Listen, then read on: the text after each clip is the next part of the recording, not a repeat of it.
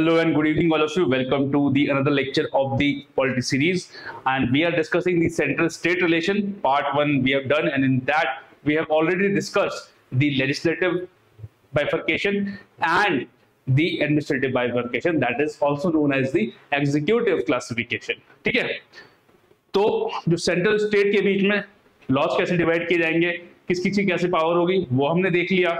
उसके बाद एग्जीक्यूटिव पे कैसे बाइफर्केशन होगा, कब उसको ओवररूल कर सकता है, कब नहीं कर सकता है, म्यूचुअल डेलीगेशन क्या होता है, ये सब हमने पढ़ लिया है. और आज हम इस लेक्चर में पढ़ेंगे कि फाइनेंशियल डेलीगेशन या फाइनेंशियल डिस्ट्रीब्यूशन या फाइनेंशियल रिलेशन क्या है सेंट्रल स्पेस का, क्योंकि सब तो बाबू भैया पैसे का गेम है, पैसे के बिना कुछ नहीं. ठीक है, पैसे के बिना कुछ नहीं. ठीक है, अब इसमें हम टैक्सेस पढ़ेंगे, ज्यादा बड़ा लेक्चर नहीं होगा, छोटा लेक्चर होगा. ठीक है, फाइनेंशियल रिलेशन पढ़ेंगे. अच्छा, कमेटीज के बारे में बहुत सारे बच्चों ने लिखा था. कमेटीज बच्चा क्या है कि उसमें बहुत सारी पंची कमीशन है, सरकारी कमीशन है, उसकी रिकमेंडेशन जो हम एक अलग से वीडियो बनाएंगे सेंट्रल स्टेट रिलेशन की कमीशन से रिलेटेड. ठीक है, कोशिश करेंगे वो आपको एनिमेटेड दे.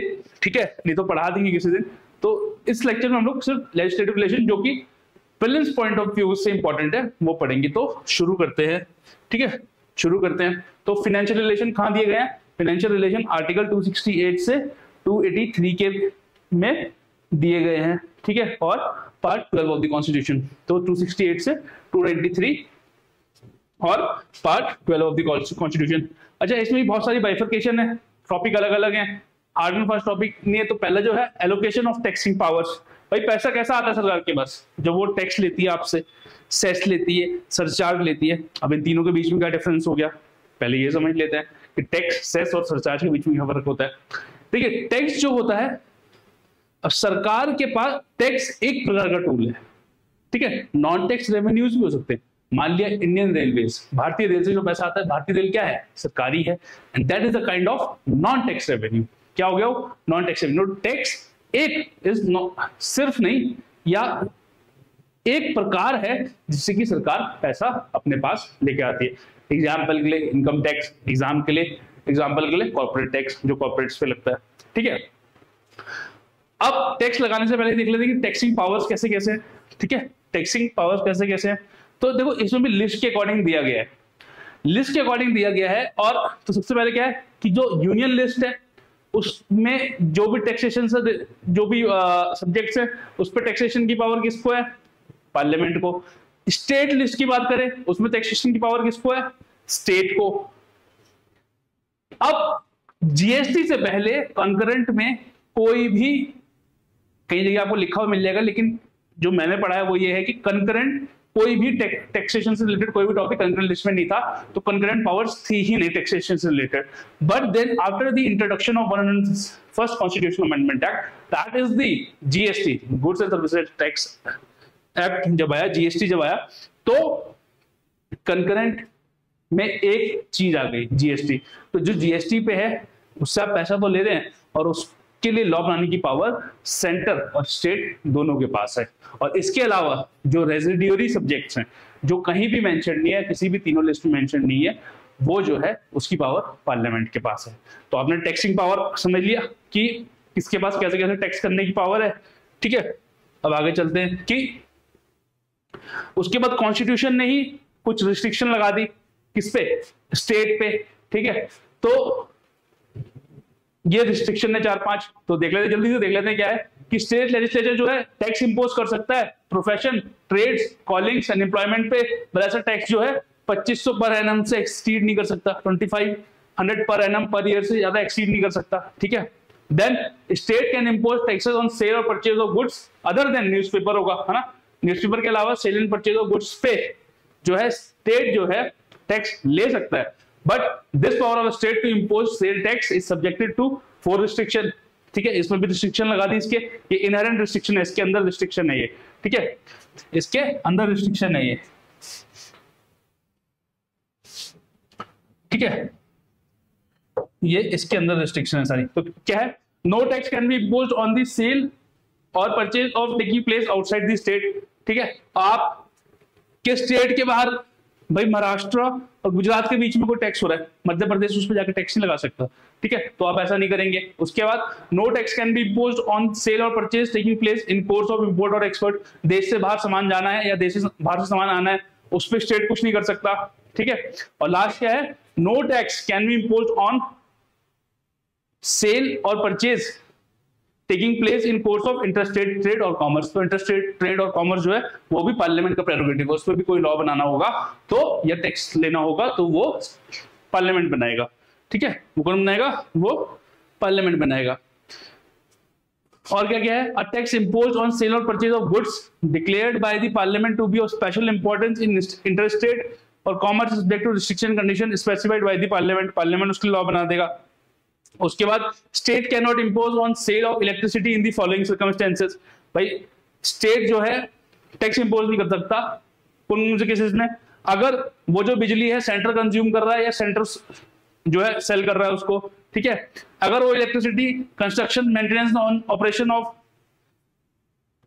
रेलवे में यूज हो रही है या कोई रेलवे कंपनी इसको इस्तेमाल करती है, मान लिया पटरी बननी है, पटरी के दौरान बननी है तो बिजली का तो इस्तेमाल होगा, अब उस पर कोई टैक्स नहीं लगा सकता स्टेट, ठीक है। A state can impose tax on sale of water or electricity sold to an authority established by parliament for regulating or developing interstate river. However, such imposition can be undertaken through a law which has received the assent of president. तो क्या बोला, तो बहुत important नहीं है, ये बहुत घुस के क्वेश्चन हो जाएगा किसी ने अगर पूछ लिया और 99% लोग बता नहीं पाएंगे इसको, लेकिन ये है कि हाँ दिया गया है तो पढ़ लेना चाहिए। तो वाटर और इंटरस्टेट वाटर पे पानी लगा सकते हैं, लेकिन ऐसा अगर आप टैक्स लगाएंगे तो वो टैक्स आपको प्रेसिडेंट की एक्शन लेनी पड़ेगी स्टेट को, ठीक है। तो पहले हमने क्या पढ़ा, पहले पढ़ लिया कि भाई कैसे कैसे टैक्स करेंगे। तो यूनियन लिस्ट पे, सेंटर स्टेट लिस्ट पे, स्टेट कंकरेंट था नहीं, लेकिन जीएसटी के बाद अब कंकरेंट एक पे एक आ गया है, वो है जीएसटी पे जो है सेंट्रल स्टेट दोनों, और जो रेजिड्यूरी है वो पार्लियामेंट के पास। उसके अलावा ये रिस्ट्रिक्शन लगा दी गई कॉन्स्टिट्यूशन ने स्टेट के ऊपर कि भाई आप ऐसा करोगे ऐसा नहीं करोगे, अगर रेलवे के लिए बिजली खर्च हो रही है तो आप उसको नहीं दोगे, चलो ठीक है पैसा आ गया, ठीक है पैसा आ गया। पैसे के बाद क्या हुआ, डिस्ट्रीब्यूट होना है। अब वो डिस्ट्रीब्यूट क्या, देखो दो चीजें ना टैक्स फाइनेंशियल रिलेशन में बड़ी इंपॉर्टेंट है, वो है finance commission that is article 280 और आपका GST council goods and services tax का जो काउंसिल है that is article 279A sub clause A 1 sub clause A sub clause 1, ठीक है। तो डिस्ट्रीब्यूशन कैसे होगा, देखो डिस्ट्रीब्यूशन जो है ना, पहले आप ये समझो कि तीन चीजें होती है, पहले आप ये समझो कि तीन चीजें होती हैं, ठीक है। और तीन चीजें क्या होती हैं कि किसी भी टैक्स को लगाते हुए, किसी भी टैक्स को लगाते हुए उस टैक्स को कोई लेवी करेगा, कोई लगाएगा, कोई कलेक्ट करेगा और किसी को वो असाइन किया जाएगा। तीन चीजें होती हैं, इस तीनों का मतलब समझ लेते हैं। मान लिया इनकम टैक्स में एग्जांपल ले लूं, इनकम टैक्स का अगर मैं एग्जांपल लूं तो उसको लेवी कौन करता है, उसको लेवी करता है सेंट्रल गवर्नमेंट, ठीक है। सेंट्रल गवर्नमेंट उसको लेवी करती है। भाई इनकम टैक्स एक्ट कहां का है, सेंटर ने बनाया, सेंट्रल गवर्नमेंट लेवी करती है। उसको कलेक्ट कौन करता है, सेंट्रल गवर्नमेंट कलेक्ट करती है। और वो असाइन किसे किया जाता है, सेंट्रल गवर्नमेंट उसको स्टेट गवर्नमेंट। भाई मान लिया 100 रुपए कमाए तो जो फाइनेंस कमीशन बोलेगा भैया ऐसा ऐसा पैसा दे देना, 40 या 42 जो 42% है, 42 रुपीज जो है आपको स्टेट को देने पड़ेंगे उस कमाई में से। ये वो कॉन्सेप्ट हो गया कि लेवी, कलेक्टर और असाइन क्या होता है, ठीक है। अब इसी से रिलेटेड 2-3 आर्टिकल है, जल्दी से पढ़ लेते हैं कि पहला कौन सा है, taxes are imposed by the centre, centre ने उसको इम्पोज किया, but are collected and appropriated by the state, मतलब उसको कलेक्ट भी स्टेट कर रहा है और रख भी स्टेट अपने पास ही रहा है। ऐसे टैक्सेस कहां हैं, आर्टिकल 268 में। उनके एग्जांपल क्या है, जैसे स्टैंप ड्यूटी, एक्साइज ड्यूटी, है ना, आप जमीन खरीदते बेचते हैं स्टैंप ड्यूटी लगाते हैं, आप मैरिज रजिस्टर कराते हैं स्टैंप लगाते हैं। तो ऐसे जो टैक्सेस हैं वो किसमें आएंगे, आर्टिकल 268 में। और वो किस टाइप के हैं कि उनको लेवी सेंटर कर रहा है बट उसको कलेक्ट एंड अप्रोप्रिएट स्टेट कर रहा है। उसके बाद देख लेते हैं taxes that are levied and collected by the centre, जैसे इनकम टैक्स, ठीक है, कि उसको लेवी एंड कलेक्ट सेंटर कर रहा है but assign to the states. Example ऐसे टैक्सेस कहां आएंगे, आर्टिकल 269 में। और एग्जांपल क्या हो गया, जैसे sale and purchase of goods other than newspaper in course of interstate trade, ठीक है, in course of interstate trade. और ऐसे जो प्रोसीड होते हैं वो कंसोलिडेटेड फंड ऑफ इंडिया का पार्ट बनते हैं। फिर 268 हो गया, 269 हो गया, 270 पे आ जाओ भाई। 270 में कौन से टैक्सेस आ जाएंगे? Taxes are levied and collected by the centre but distributed between centre and the states. ठीक है, तो ये सबसे इंपॉर्टेंट होते हैं, सबसे ज्यादा टैक्सेस जो होते हैं इस कैटेगरी में ही आते हैं वैसे। ठीक है, कि वो स्टेट और सेंटर के बीच में डिवाइड होना है। ठीक है, तो इनमें सारे टैक्सेस आते हैं एक्सेप्ट दो मेंशन, इससे जो 267 68 और 69 में जो मेंशन है उसको छोड़ के जितने भी टैक्सेस हैं वो इसके अंदर आते हैं।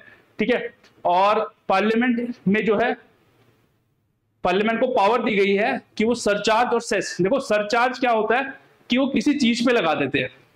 सरकार ने बोल दिया कि अगर आपकी इनकम 30 रुपए है, आपने 100 रुपए कमाए, आपको 30% टैक्स देना है। लेकिन अगर आपकी आपने अगर आपका टैक्स जो लायबिलिटी है 33 रुपीज बना तो आपके ऊपर 1 रुपए का सरचार्ज लगा देंगे। तो सरचार्ज क्या होता है कि वो किसी चीज के ऊपर लगाया जाता है। सेस क्या होता है? सेस किसी पर्टिकुलर चीज के लिए लगाया जाता है, जैसे क्लीन कोल या ग्रीन एनर्जी फंड कोई बना दिया, या एजुकेशन सेस लगा दिया। ठीक है, कि आप जो है इतना टैक्स देंगे और 1% जो है आप एजुकेशन सेस देंगे। एजुकेशन सेस जो है वो सेस के लिए फंड बनाया जाता है, वो जितना भी सेस आता है वो उसमें कलेक्ट किया जाता है और वो बाद में दे दिया जाता है उस पर्टिकुलर पर्पस के लिए। तो सेस जो है किसी पर्टिकुलर पर्पस के लिए बनाया जाता है और बाद में वो जो है उस पर्पस के लिए दे दिया जाता है। ठीक है, इसको आप समझ गए सरचार्ज और सेस को। और इसको लगाने की पावर किसके पास है? पार्लियामेंट के पास है। और स्टेट भी लगा सकता है, जैसे स्टेट भी लगा सकता है, जैसे अभी उत्तराखंड में जो एक्साइज पॉलिसी आई है उसमें 1 रुपए का काउ सेस लगाया गया है ना, कि जो काउज हैं उनके बेटरमेंट के लिए, उनके लिए इंप्रूव इंफ्रास्ट्रक्चर के लिए 1 रुपए का सेस लगाया जाएगा। ठीक है, तो वो क्या है, स्टेट लगा सकता है। बट ये जो सेस और सरचार्ज में सेंटर को जो पैसा आता है ना वो डिवाइड नहीं होता, वो कॉमन पूल ऑफ टैक्सेस में नहीं आता डिवीजन के लिए। ठीक है, और लास्ट देख लेते हैं, taxes level and collected and written by the state, की स्टेट ही उसे लगा रहा है, स्टेट ही कलेक्ट कर रहा है और स्टेट ही उसको यूज कर रहा है। ठीक है, स्टेट का प्रेरोगेटिव है। ठीक है, जैसे आपका प्रोफेशनल टैक्स हो गया, अल्कोहल पे टैक्स हो गया, एक्साइज ड्यूटी हो गई, सीलिंग्स होगी, ये सब जो है स्टेट करता है। ठीक है, अब हमने डिस्ट्रीब्यूशन देख लिया, किसका डिस्ट्रीब्यूशन, और डिस्ट्रीब्यूशन वो डिस्ट्रीब्यूशन तो टाइप है कि कैसे कैसे डिस्ट्रीब्यूट होना है। ठीक है, और होगा कितना कितना ये कौन डिसाइड करेगा? फाइनेंस कमीशन, कि भैया आपने अगर सेंटर ने 100 रुपए कमाए तो 42 रुपीज आपको स्टेट को देने हैं, या डिफरेंट स्टेट्स को डिफरेंट डिफरेंट चीजें देनी है। ठीक है, उसके लिए वो क्राइटेरिया भी बना रखा है उन्होंने, वो क्राइटेरिया के द्वारा तय करते हैं कि किस स्टेट को कितना पैसा देना है। ठीक है, अब distribution of non tax revenue. अब बहुत सारा जो है रेवेन्यू जो है वो नॉन टैक्स सोर्सेज से भी आ सकता है। ठीक है, जैसे सेंटर के केस में जो post, telegraph, railway, banking, broadcasting, coinage and currency, जो पब्लिक सेक्टर अंडरटेकिंग्स है, एस्टीट एंड लैब्स। एस्टीट एंड लैब्स होता है, देखो एस्टीट का मतलब होता है कि मान लिया मैं था, मेरे पास 50 करोड़ 500 करोड़ रुपए की जमीन थी, लेकिन मेरा कोई ना लीगल वारिस है ना मैंने कोई बिल बनाई, तो ऐसी जो जमीनें जो है वो राज्य सरकार में चले जाती हैं, उसको बोलते हैं एस्टीट। और लैब्स मतलब कोई आपको कंडीशन पे किसी जमीन दी गई थी, आपने वो फुलफिल नहीं करी और आपने, तो उसको बोलते हैं लैब्स। तो एस्टीट और लैब्स भी एक टाइप की नॉन टैक्स रेवेन्यू माने जाते हैं, किसके? स्टेट के। ठीक है, और मतलब दोनों में होते हैं, state for here centre and state both.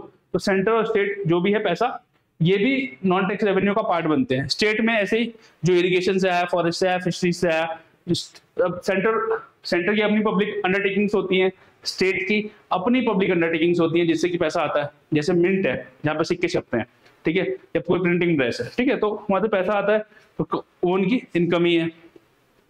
ठीक है, तो ये होगा इसके नॉन टैक्स रेवेन्यूज। ठीक है, अब grant in aid to the states. Grant in aid मतलब कि सेंटर जो है जब उसे लगता है कि स्टेट को जरूरत है पैसे की, तो वो ग्रांट इन एड देता है। ठीक है, वो ग्रांट इन एड देता है। ठीक है, और मतलब जैसे लगता है कहीं आपको बाढ़ आ गई, ठीक है, आपदा के अंतर्गत दे देता है, या लगता है कि यार भाई इसमें डेवलपमेंट है, ये जो स्टेट है वो पीछे पिछड़ रहे हैं, ठीक है, तो वो ग्रांट दे देते हैं। तो ऐसे 3 प्रकार की ग्रांट होती हैं, दो मेजर है, स्टैट्यूटरी और डिस्क्रिशनरी, और एक अदर ग्रांट्स होती है। अब खैर इसके अंदर तो कुछ नहीं आता। तो ये जो है आर्टिकल 275 के अंदर मेंशन है, और ये आर्टिकल 282 के अंदर मेंशन है। भाई स्टैट्यूटरी ग्रांट्स का मतलब क्या होगा? स्टैट्यूटरी का मतलब क्या होता है कि बाय द लॉ, है ना, बाय द लॉ। अगर कोई लॉ बोल देता है कि स्टेट को आपको इतना पैसा देना है, तो वो क्या हो गया? स्टैट्यूटरी ग्रांट हो गया, ठीक है। और ये किसके रिकमेंडेशन पे दी जाती है? ये फाइनेंस कमीशन के रिकमेंडेशन पे दी जाती है, ठीक है। ये फाइनेंस कमीशन के रिकमेंडेशन पे दी जाती है, ठीक है। मान लिया फाइनेंस कमीशन बोलता है कि अगर 100 रुपए कमाया आपने, आपको बताया, तो 42% जो पैसा है आपको स्टेट को देना है। अब वो 42% ऐसा नहीं कि बराबर बराबर बढ़ता है, वो भी अलग अलग स्टेट्स के लिए, भाई कुछ स्टेट जो है वो बड़े हैं, कुछ स्टेट छोटे हैं, तो उस हिसाब से वो पैसा डिवाइड किया जाता है, ठीक है। ऐसे ही डिस्क्रिशनरी ग्रांट होती है, ठीक है।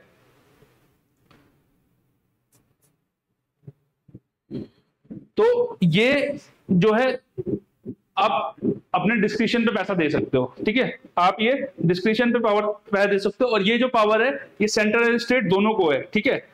और ये कब दी जाती है? अगर आपको लगता है कि कोई पब्लिक पर्पस है, ठीक है, जिस जो सॉल्व होना है, भाई रोड बननी है, कहीं आपदा आ गई या कहीं कुछ हो गया, तो आप जो है ये डिस्क्रिशनरी ग्रांट दे सकते हो। भाई ग्रांट का मतलब हुआ पैसा, ठीक है। आइडिया यही है कि बेटरमेंट ऑफ द स्टेट, चाहे वहां कोई प्रॉब्लम आ रखी हो या कोई पैसा देना हो for the betterment of the life of the people, ठीक है। मेजर आइडिया यही है ग्रांट देने का। जो ये अदर ग्रांट्स है, ये पहले थी, अभी तो कोई ग्रांट नहीं है इसके अंदर, लेकिन पहले जब भारत आजाद हुआ था तब तो उड़ीसा था वो, ठीक है, वेस्ट बंगाल, असम और बिहार जो है ना, उस टाइम जूट एक्सपोर्टिंग थे, जूट एक्सपोर्ट बहुत होता था, तो उस पर कुछ टैक्स लगता था, उसमें रिबेट देने के लिए इनको पैसा दिया जाता था अदर ग्रांट्स के रूप में। बट अब ये प्रोविजन लागू नहीं है, अब ये प्रोविजन लागू नहीं है, ठीक है। तो ये थी बात किसकी? ग्रांट्स की। अब अगली बात करते हैं, कि ठीक है भैया ग्रांट व्रांट दे दिया आपने, पैसा वैसा दे दिया, लेकिन ये पैसा दिया कैसे जाएगा, किसे किसे कितने स्टेट को कितना देंगे आप, ये कौन डिसाइड करेगा? ये डिसाइड करेगा finance commission. Finance commission is a constitutional body, ये लिखा हुआ है आर्टिकल 280 में, ठीक है, ये लिखा हुआ है आर्टिकल 280 में। और ये बोला है कि हर 5 साल या 5 साल से पहले प्रेसिडेंट जो है फॉर्म करेंगे एक फाइनेंस कमीशन, ठीक है, फॉर्म करेंगे एक फाइनेंस कमीशन। कमेंट बॉक्स में आप हमें बताइए कि लास्ट जो फाइनेंस कमीशन था उसका चेयरमैन कौन था, लास्ट जो फाइनेंस कमीशन था उसका चेयरमैन कौन था, ठीक है। और ये कैसी बॉडी है? ये एक टाइप की क्वाज़ी जुडिशियल बॉडी है। ये कैसी बॉडी है? एक टाइप की क्वाज़ी जुडिशियल बॉडी, ठीक है। ये कैसी बॉडी है? एक टाइप की, it is a kind of quasi judicial body, ठीक है। 5 साल या 5 साल से पहले करते हैं, और इसको जो है प्रेसिडेंट बनाते हैं, प्रेसिडेंट ही इस मेंबर्स को अपॉइंट भी करते हैं। अब देख लेते हैं कि क्या क्या मैटर्स वो सॉल्व करते हैं। तो भैया जो पैसा आया टैक्सेस से, वो सेंटर और स्टेट के बीच में और स्टेट के बीच में आपस में कैसे डिवाइड होगा? एक प्रेरोगेटिव तो इनका ये है कि भैया वो पैसा कैसे डिवाइड होगा वो आप बताइएगा। तो इन्होंने 5-6 क्राइटेरिया बना रखे थे कि population, land and the forest area, population growth, ऐसे 4-5 बना रखे हैं इन्होंने, उसके बेसिस पे डिसाइड कर देते हैं, जो कि चेंज होते रहते हैं, ठीक है। तो उसके बाद principle which should decide the grant in need as per article 275। Article 275 में ग्रांट इन नीड देनी थी स्टेट को, तो कैसे क्या प्रिंसिपल्स होंगे जो ग्रांट इन नीड को गवर्न करेंगे। उसके बाद measures needed to augment the consolidated fund of the state to supplement the resources of panchayat and municipalities in the state based on the recommendation of state finance commission। ये 73rd and 74th constitutional amendment के बाद ही इसको add किया गया था कि state के resources को कैसे अच्छा किया जा सके, स्टेट ज्यादा से ज्यादा पैसा कैसे कमा सके, ताकि जो वहाँ पंचायत हैं, जो लोकल बॉडीज हैं, उनको हम और बेहतर कर सकें। तो वो भी है। और इसके अलावा एक ओपन नोट छोड़ दिया, any other matter refer to it by the president. तो प्रेसिडेंट के पास पावर है, वो किसी भी मैटर को फाइनेंस कमीशन को दे सकता है, किसी मैटर को फाइनेंस कमीशन को दे सकता है। और जब हम कॉन्स्टिट्यूशनल बॉडीज पढ़ेंगे वहीं से कंपोजिशन भी पढ़ लेंगे कि कितने मेंबर्स होते हैं, कितने मेंबर्स नहीं होते हैं, ठीक है, कितने मेंबर्स होते हैं और कितने मेंबर्स नहीं होते हैं। अगला है goods and services tax. First constitutional amendment act से आया था। इसके अंदर एक बॉडी है जीएसटी काउंसिल। जीएसटी काउंसिल में आपके जो है इसके मेंबर्स बताइए मुझे कमेंट बॉक्स में, ठीक है। स्टेट प्लस सेंटर दोनों के होते, दोनों के डेलीगेट्स होते हैं इसमें, ठीक है। चेयरमैन कौन होता है बताइए जीएसटी काउंसिल का? फाइनेंस मिनिस्टर होगा, ठीक है, फाइनेंस मिनिस्टर, ठीक है, हो सकता है वो, ठीक है। आप कमेंट बॉक्स बताइए, आपको वही बताते हैं डिस्क्रिप्शन बॉक्स में। तो 279A1 में जीएसटी काउंसिल बनाया जाता है। जीएसटी काउंसिल में स्टेट और सेंटर दोनों के रिप्रेजेंटेटिव रहते हैं। कोई भी डिसीजन जीएसटी काउंसिल में 2/3 मेजोरिटी से लिया जाता है, ठीक है। 2/3 लोग जो होने चाहिए उसमें राजी होने चाहिए कोई प्रपोजल से रिलेटेड। और यहाँ जो है आए दिन बवाल चलते रहते हैं, ठीक है, पंगे होते रहते हैं जीएसटी काउंसिल में, बट हमें उन पंगों से मतलब नहीं है। बट देन जीएसटी काउंसिल वो काउंसिल है जो कि जीएसटी एक्ट से रिलेटेड जो भी डिसीजन है, भाई मिल्क कितने परसेंटेज वाले ब्रैकेट में रहेगा, 5 में रहेगा, 12 में रहेगा, 18 में रहेगा, गोल्ड किस में रहेगा, ये सब कौन डिसाइड करता है? GST council. कौन डिसाइड करता है? GST council. और 2-3 टॉपिक ऐसे के अंदर जल्दी जल्दी देख लेते हैं। देखो बहुत कुछ समझाने के लिए रहता नहीं, लेकिन पढ़ने के लिए रहता है, ठीक है। नेक्स्ट क्या है आपका? Protection of states interest. State का इंटरेस्ट बचाने के लिए कॉन्स्टिट्यूशन ने कुछ प्रोविजन बना दिए कि भैया ऐसा है कि अगर ये सब बिल लाते हैं आप, तो ऐसा बिल आप पार्लियामेंट में तभी लाएंगे जबकि आपके पास प्रेसिडेंट की एक्सेंट होगी, या प्रेसिडेंट की अनुमति से ही आप ऐसा बिल पार्लियामेंट में लेके आएंगे। कैसा बिल?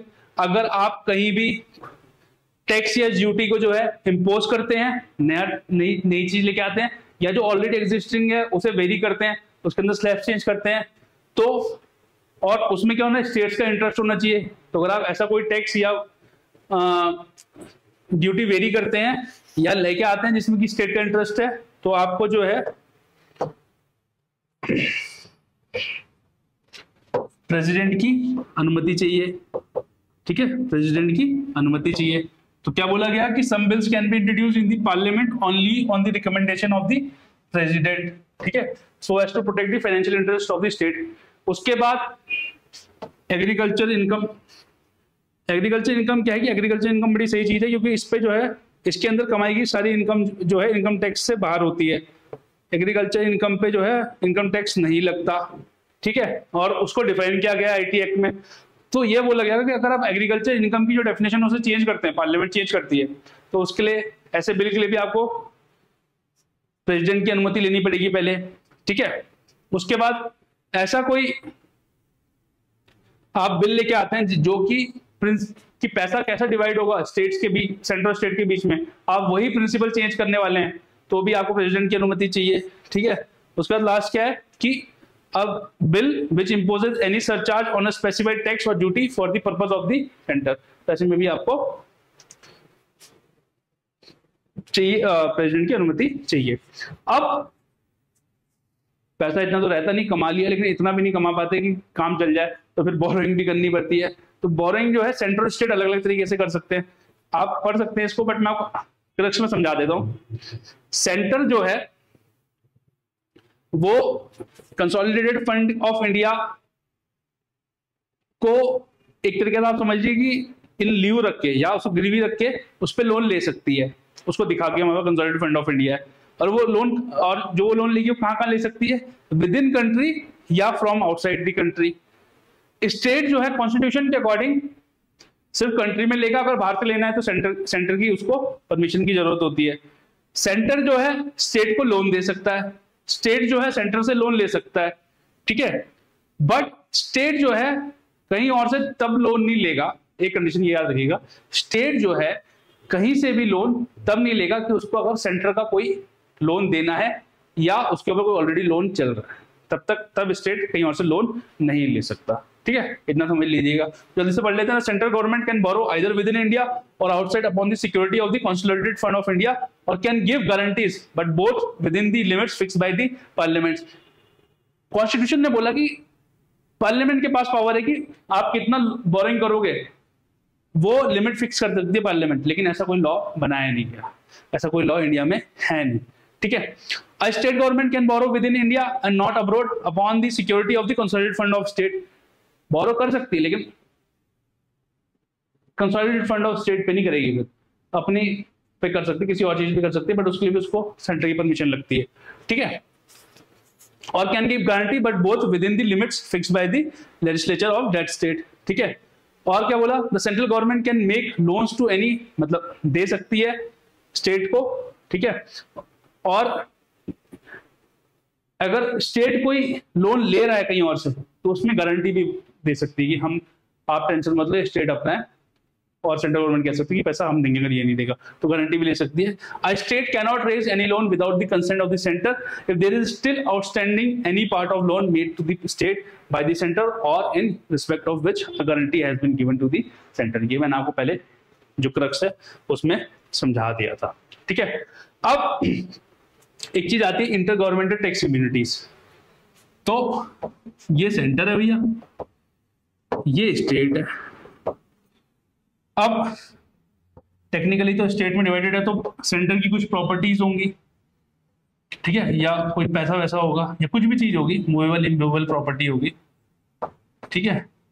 और ऐसे ही स्टेट की कुछ मूवेबल इमूवेबल प्रॉपर्टी होगी। तो ये बोलते हैं, इनका आपस में बड़ा सही फंड है। ये कहते हैं कि जो स्टेट की प्रॉपर्टी है उस पर सेंटर टैक्स नहीं लगाएगा, और जो सेंटर की प्रॉपर्टी है उस पर स्टेट टैक्स नहीं लगाएगा।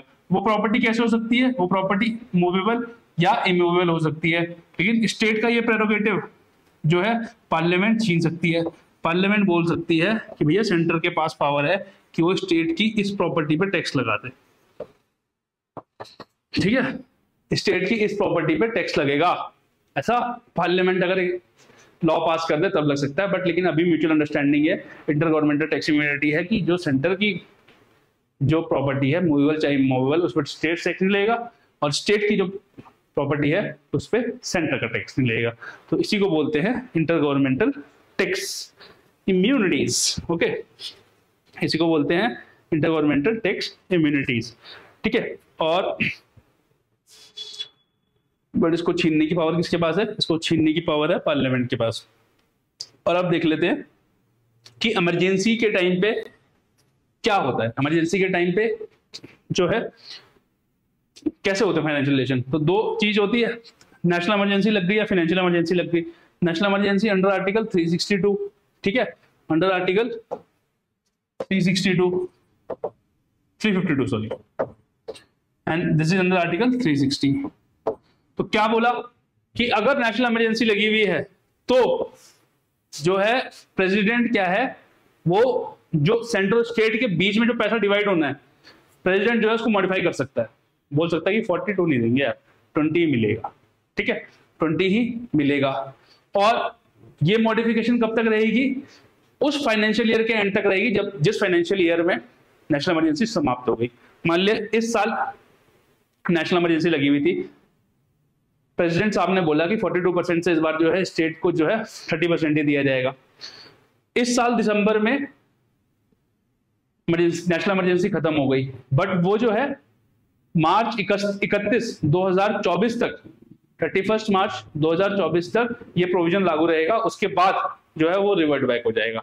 ये केस कब है, जब नेशनल इमरजेंसी हो। और जब फाइनेंशियल इमरजेंसी हो, तो फाइनेंशियल इमरजेंसी वैसे इंडिया में लगी नहीं है, लेकिन जब फाइनेंशियल इमरजेंसी लगती है तो स्टेट जो है, सेंटर जो है स्टेट को डायरेक्शन देगा कि भैया आप अपना खर्चा सही करो। ज्यादा जैसे घर में भी होता है, भाई घर में भी क्या होता है कि जब आप बेतहाशा पैसा खर्च करने लगते हो, आप कॉलेज जा रहे हो, आपका काम स्प्लेंडर में भी हो सकता है, आपका काम जो है 2.5 लाख की बुलेट में भी हो सकता है। तो पापा क्या बोलेंगे कि बेटा अभी तो ऐसा कर स्प्लेंडर ले ले, जब तक तुम्हारा तो बुलेट खुद ले लेना, है ना, क्योंकि पैसे ही कोई करंच है। बाकी अगर पैसा ही बहुत है कोई दिक्कत नहीं है, तुम मर्सिडीज में जाओ। तो यही होता है। तो फाइनेंशियल इमरजेंसी के टाइम पे भी स्टेट को क्या बोल दे, सेंटर क्या बोलेगा, यार ऐसा है कि थोड़ा सा खर्चा कम करो, जो कैनेंस है फाइनेंशियल प्रोवाइडिटी आप उसको जो है फॉलो करो, सैलरीज एंड अलाउंसेस को रिड्यूस कर दो, ये पावर भी है सेंटर के पास, ठीक है। Of all class of person servicing in the state, in fact इसमें जजेस ऑफ द हाई कोर्ट भी आ जाते हैं। जजेस ऑफ द हाई कोर्ट की जो है सैलरीज भी कम की जा सकती है। और ये बोल सकते हैं कि भैया जो भी मनी बिल स्टेट लेके आ रहा है, आप जो है उसको रिजर्व कर लो प्रेसिडेंट एक्सेंट के लिए, ठीक है, या प्रेसिडेंट की कंसिडरेशन के आप उसको जो है रिजर्व कर लो। तो ये जो है बोल सकता है कौन, सेंटर स्टेट को, ठीक है। और last topic for the day है इंपॉर्टेंट कमीशन। देखो सेंटर स्टेट में हमेशा टसल चलती रही, और टसल जो है बहुत लंबी है, ऑनगोइंग है, डायनेमिक है, स्टैटिक है नहीं। टाइम टू टाइम बहुत सारे कमीशन बने, बहुत सारी उन्होंने रिकमेंडेशन करी। जैसे ये पंची कमीशन है, 2-3 मतलब अब तो वैसे पंची कमीशन की रिकमेंडेशन इतनी बड़ी है, बट मेजर हम किस दिन आपको पढ़ा देंगे। बट देन मेजर जो कमिटीज हैं वो है राजमन्नार कमेटी, सरकारी कमीशन और पंची कमीशन। इसमें मैं डेट लिखना भूल गया, बट लेकिन आप इसके ईयर्स भी याद कर लेना किस किस ईयर में ये आई, ठीक है। उसके अलावा जो है 2-4 चीजें, Anandpur Sahib resolution, West Bengal memorandum, फिर एआरसी की रिपोर्ट्स आती है। सेकंड एआरसी की रिपोर्ट बहुत इंपॉर्टेंट है, administrative reform commission, but then वो थोड़ा सा मेज पर्सपेक्टिव से हो जाता है, तो उसके लिए हम अलग से टॉपिक बनाएंगे जिसमें कि रिकमेंडेशन जो है आपको बता देंगे।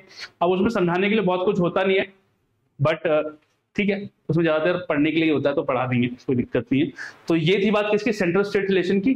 अगली क्लास में इंटर स्टेट रिलेशन और इमरजेंसी कोशिश करेंगे दोनों एक ही में पढ़ ले, क्योंकि इंटर स्टेट रिलेशन में कुछ है नहीं, जोनल काउंसिल है, इंटर स्टेट वाटर डिस्प्यूट्स है, ठीक है। इमरजेंसी दोनों एक साथ पढ़ ले, कोशिश करेंगे, बाकी देखते हैं क्या होता है। तो इस लेक्चर में इतना ही। Thank you all for watching and I hope you all are doing great, and if you have any problem, any doubt, please feel free to ask us. हमसे कोई गलती है, देखो क्या है कि लेक्चर है, छोटी छोटी चीजें, छोटा छोटा फैक्ट है, हर चीज हमें भी याद नहीं आती, कभी कभार हम भी कंफ्यूज हो जाते हैं। तो अगर आपको लगता है कि हमने फैक्ट गलत बता दिया तो उसे आप कमेंट बॉक्स में डाल दिया करिए, ताकि वो और बच्चों के लिए भी फायदेमंद हो। और जब हम दोबारा इस वीडियो को बनाएंगे तो वहां पे उसको हटा के फिर नई वीडियो में सही तरीके से पढ़ाएं। तो यही हमारा आइडिया है और यही हमारी कोशिश है। तो हमारे साथ जुड़ने के लिए बहुत बहुत धन्यवाद। ख्याल रखिए अपना, bye bye, take care and see you.